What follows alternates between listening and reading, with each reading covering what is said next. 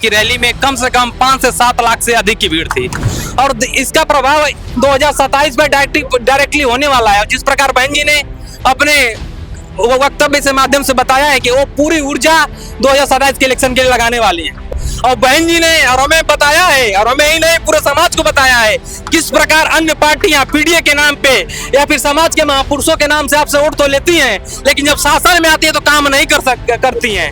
और सबसे बड़ा डर अपनों से होता है, जो आपके नाम लेके आपसे वोट तो लेते हैं, आपके लिए काम नहीं करते हैं। दुश्मन को तो सभी जानते हैं, बहन जी दुश्मन का नाम नहीं भी लेंगी तो हमारा सर्व समाज जानता है कि हमारा कौन है हमारा कौन नहीं है। दुश्मन को सभी जानते हैं, जानना उसको होता है जो आपके बीच रह के आप व्यवहार करे। मुसलमान को और दलितों को डरा के हर बार संविधान के नाम पे तो धर्म के नाम पे वोट तो लेती हैं, शासन में भी आती हैं, लेकिन आपके लिए करती क्या है? चंद्रशेखर जी अब अपने हिसाब से अपने क्षेत्र में कार्य कर रहे हैं और बहन जी बहुत बड़ी पार्टी है, सूर्य की तुलना लाइट से नहीं कर सकते। बीजेपी की सरकार जो कि बहुत बड़ी रैलियां करती थी, लोगों को आक्रोशित करती थी कि मैं चप्पल वाले को हवाई जहाज में भेज दूंगी, पता चला कि हवाई जहाज ही प्राइवेट करती। तो मुसलमानों को दलितों को डरा के वोट लिया गया था, इसलिए सब पार्टी हारी है। क्या नाम है भाई? मेरा अमन कुमार हर्ष नाम है। कहाँ से आए हैं? मैं मऊ उत्तर प्रदेश से आया हूँ, विधानसभा क्षेत्र घोसी से। और मैं आपके माध्यम से बता दूं कि आज की रैली में कम से कम 5 से 7 लाख से अधिक की भीड़ थी, कम से कम 7 लाख तो मान के चलिए। और मैं रैली में 1 घंटा पहले आ गया था तो मैं अनुमान और नहीं लगा पाऊंगा, हो सकता है उसके बाद जो भीड़ बढ़ी हो अलग बात है। और इसका प्रभाव 2027 में डायरेक्टली होने वाला है। जिस प्रकार बहन जी ने अपने वक्तव्य से माध्यम से बताया है कि वो पूरी ऊर्जा 2027 के इलेक्शन के लिए लगाने वाली है और बहन जी ने और हमें बताया है और हमें ही नहीं पूरे समाज को बताया है किस प्रकार अन्य पार्टियां पीडीए के नाम पे या फिर समाज के महापुरुषों के नाम से आपसे वोट तो लेती हैं, लेकिन जब शासन में आती है तो काम नहीं करती हैं।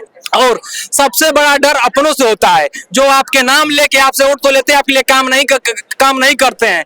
दुश्मन को तो सभी जानते हैं, बहन जी दुश्मन का नाम नहीं भी लेंगी तो हमारा सर्व समाज जानता है कि हमारा कौन है हमारा कौन नहीं है। ये मत सोचिएगा कि क्यों नहीं उसका नाम ले रही है, दुश्मन को सभी जानते हैं, जानना उसको होता है जो आपके बीच रह के आप व्यवहार करे। जो अन्य पार्टियां हैं आपके बीच रह के आपके महापुरुषों का नाम ले रही हैं, पीडीए का नाम ले रही हैं, डर मुसलमान को और दलितों को डरा के हर बार संविधान के नाम पे तो धर्म के नाम पे वोट तो लेती हैं, शासन में भी आती हैं, लेकिन आपके लिए करती क्या है ये देखने की जरूरत है। क्या शिक्षा के लिए काम करती? नहीं करती। बहन जी की सरकार ने 2007 से 12 से पूर्ववर्ती सरकारों ने भी, और जब से हमारा सोच समझ आया हमने देखा है कि बहन जी की सरकार ने इंस्टीट्यूटों ने किस प्रकार काम किया है, दलित चेतना को जगाने का काम किया है, फ्री में शिक्षा देने का काम किया है। आपने कहा कि जैसे पीडीए या कुछ और लोग हैं, हमने कहा दलित और मुस्लिम, क्या सवर्ण समाज में कोई लोग दबे कुचले नहीं हो सकते हैं? बिल्कुल, अरे हम लोग कब कर रहे नहीं, हमारा नारा ही है सर्वजन हिताय सर्वजन सुखाय। जब सर्वजन की बात करते हैं तब कैसे कहते हैं कि आप अन्य लोगों की बात नहीं करते? हम लोग संविधान को मानने वाले लोग हैं और संविधान सिर्फ दलितों की बात नहीं करता है, संविधान आपके भारत के सर्व नागरिकों की बात करता है। हम तो कहते हैं हम लोग भारतीय हैं, आप कहते हैं कि आप हिंदू हैं, हम क्षत्रिय हैं, हमें फला है, हम ढकाना, हम तो कहते हैं भारतीय हैं।